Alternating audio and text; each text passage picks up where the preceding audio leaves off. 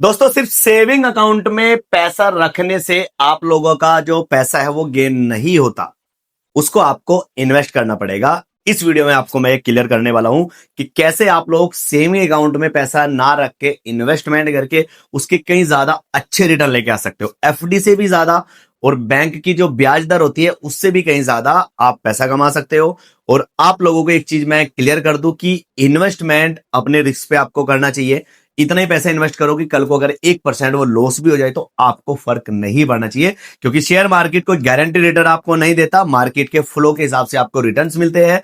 तो आप लोग कभी भी लोन पे ब्याज पे लेके ऐसी गलती मत करना कि आपने इन्वेस्टमेंट या ऑप्शन ट्रेडिंग या किसी गेम में अपना पैसा घुमा दिया। क्योंकि सेविंग अकाउंट में पैसा रखने का मतलब मेरा यह है कि अगर आपके अकाउंट्स में लाखों रुपए पड़े हैं और आप चाहते हो कि उन पैसों को आप काम पे लगाए, तो आप लोग सही तरीके से सही इंडेक्स चुन के सही चीजें सुन के इन्वेस्ट करके अपना एक प्रॉफिटेबल ट्रेडर बन सकते हो। मैं ये नहीं कह रहा कि सेविंग अकाउंट को जीरो कर दो, अपना इतना पैसा उसमें जरूरत रखो कि आपको कल को जरूरत पड़े आप निकाल के रख सकते हो। तो जल्दी से इस वीडियो को हम स्टार्ट कर लेते हैं बिना किसी देरी के। इस चैनल को पहली बार विजिट करें तो सब्सक्राइब कर लेना, बेल आइकन को प्रेस कर लेना। जय हिंद, जय। नमस्कार। तो आज के इस लेक्चर में आपका स्वागत है। तो आज हम बात करेंगे इन्वेस्टमेंट के अलग अलग तरीकों के बारे में, जिनके जरिए आप पैसिव इनकम कमा सकते हो, यानी जहां पर आप अपने पैसों को काम पर लगा सकते हो और साथ ही इन्फ्लेशन को बीट कर सकते हो और काफी अच्छे रिटर्न्स कमा सकते हो। अगर एफडी यानी फिक्स डिपॉजिट की बात की जाए तो फिक्स डिपॉजिट फिलहाल 7% के करीब इंटरेस्ट दे रहा है और ये रिटर्न टैक्सेबल है। पिछले 10 सालों का इन्फ्लेशन ऑन एन एवरेज 5% के करीब रहा है। तो इसका मतलब है कि आपके पैसों की वैल्यू मेंटेन करने के लिए आपको कम से कम 5% के ऊपर का आफ्टर टैक्स रिटर्न कमाना होगा। जनरली सेविंग अकाउंट का रिटर्न 5% से कम होता है। सो अगर आप अपना पैसा सेविंग अकाउंट में पड़ने रहने देते हो तो वो अच्छी चीज़ नहीं है।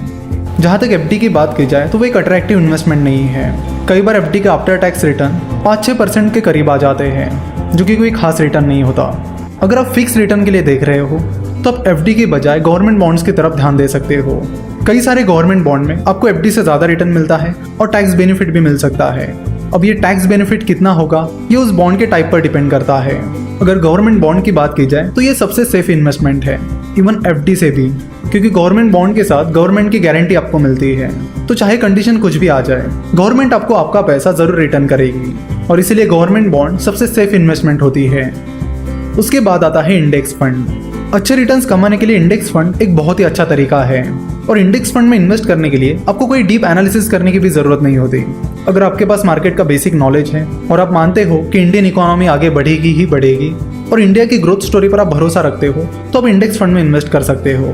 अगर पिछले 10 साल की बात की जाए तो सेंसेक्स ने पिछले 10 सालों में 16% कंपाउंडेड सालाना रिटर्न दिया है, जो कि एक बहुत ही अच्छा रिटर्न है। और उतना रिटर्न तो कई सारे एक्टिव म्यूचुअल फंड्स भी नहीं दे पाए हैं। जब आप किसी इंडेक्स फंड में इन्वेस्ट करते हो, जैसे कि सेंसेक्स इंडेक्स फंड में या निफ्टी इंडेक्स फंड में, तो आपका पैसा उस इंडेक्स में जो कंपनीज हैं उनमें उनके वेटेज के अनुसार इन्वेस्ट किया जाता है। तो अगर आपने सेंसेक्स इंडेक्स फंड में इन्वेस्ट किया है तो आपको उतना रिटर्न मिलेगा जितना सेंसेक्स ने रिटर्न दिया है। कभी कभी थोड़ा बहुत ट्रैकिंग एरर आ जाता है। अगर आपको इंडिया की ग्रोथ स्टोरी पर भरोसा है और आप ये सोचते हो कि अगले 5-10 साल में इंडियन इकोनॉमी बहुत ही अलग लेवल पर रहेगी और अच्छी खासी स्पीड से बढ़ेगी, तो आप इंडेक्स फंड में इन्वेस्ट कर सकते हो। आप SIP that is systematic investment plan के जरिए छोटी छोटी अमाउंट्स हर महीने इंडेक्स फंड में इन्वेस्ट कर सकते हो। उसके बाद आता है म्यूचुअल फंड। इंडिया में इक्विटी म्यूचुअल फंड्स काफी पॉपुलर है। बहुत सारे लोग एक्टिव इक्विटी म्यूचुअल फंड में इन्वेस्ट करते हैं। म्यूचुअल फंड में एक फंड मैनेजर आपका पैसा मैनेज करता है। एक्टिव इक्विटी म्यूचुअल फंड में इन्वेस्ट करने के लिए आपको अच्छा खासा एनालिसिस करना होगा। आपको एनालिसिस करना होगा उस म्यूचुअल फंड मैनेजर का जो आपका पैसा मैनेज कर रहा है। अगर आपको इस म्यूचुअल फंड मैनेजर के स्किल सेट पर भरोसा है और उस फंड मैनेजर का ट्रैक रिकॉर्ड अच्छा रहा है, तो आप उस म्यूचुअल फंड में इन्वेस्ट करने के बारे में सोच सकते हो। कई बार active equity mutual funds index fund के रिटर्न को बीट कर पाते हैं तो कई बार नहीं कर पाते हैं। एक्टिव इक्विटी म्यूचुअल फंड और इंडेक्स फंड में मेन डिफरेंस ये है कि एक्टिव इक्विटी म्यूचुअल फंड का एक्सपेंस रेशियो ज्यादा होता है, यानी एक्टिव म्यूचुअल फंड में आपका फंड मैनेज करने के बदले में आपसे जो फीस ली जाती है वो ज्यादा होती है। वही इंडेक्स फंड में एक्सपेंस रेशियो बहुत ही कम होता है, निग्लिजिबल होता है। जाने माने इन्वेस्टर मिस्टर वॉरेन बफेट कहते हैं कि कई बार mutual fund managers index funds को बीट नहीं कर पाते हैं और तब भी उनकी मैनेजमेंट फी ज्यादा होती है। सो बेहतर है कि आप इंडेक्स फंड में इन्वेस्ट करिए जहां पे मैनेजमेंट फी बहुत ही कम है। उसके बाद हम बात करेंगे हेज फंड की। हेज फंड बहुत ही अग्रेसिवली इन्वेस्टमेंट करते हैं। म्यूचुअल फंड मैनेजर जो इन्वेस्टमेंट करते हैं वो ज्यादा अग्रेसिव नहीं होती, वही हेज फंड में जो इन्वेस्टमेंट होती है वो काफी अग्रेसिव होती है। जिसके लिए कई बार वो डेरिवेटिव्स मार्केट में भी इन्वेस्ट करते हैं। जैसे कि हमने देखा कि म्यूचुअल फंड में 500 रुपए से भी शुरुआत कर सकते हो, लेकिन हेज फंड में वैसा नहीं होता। हेज फंड में इन्वेस्ट करने के लिए आपकी नेटवर्थ काफ़ी हाई होनी चाहिए। अगर आपकी नेटवर्थ अच्छी खासी है तो ही आप हेज फंड में इन्वेस्ट कर पाओगे। वैसे इंडिया में हेज फंड पॉपुलर नहीं है।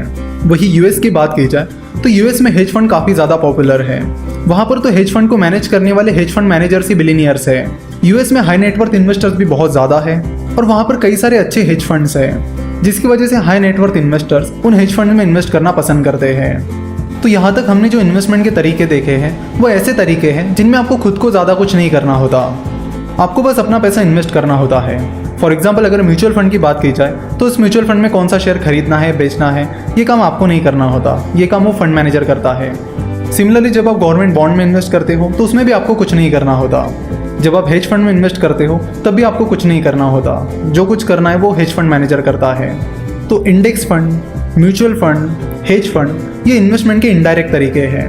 अगर डायरेक्ट तरीकों की बात की जाए तो उसमें स्टार्टअप इन्वेस्टमेंट और स्टॉक मार्केट इन्वेस्टमेंट आती है, और यहाँ से आगे हमारा पूरा कोर्स इसी के बारे में है।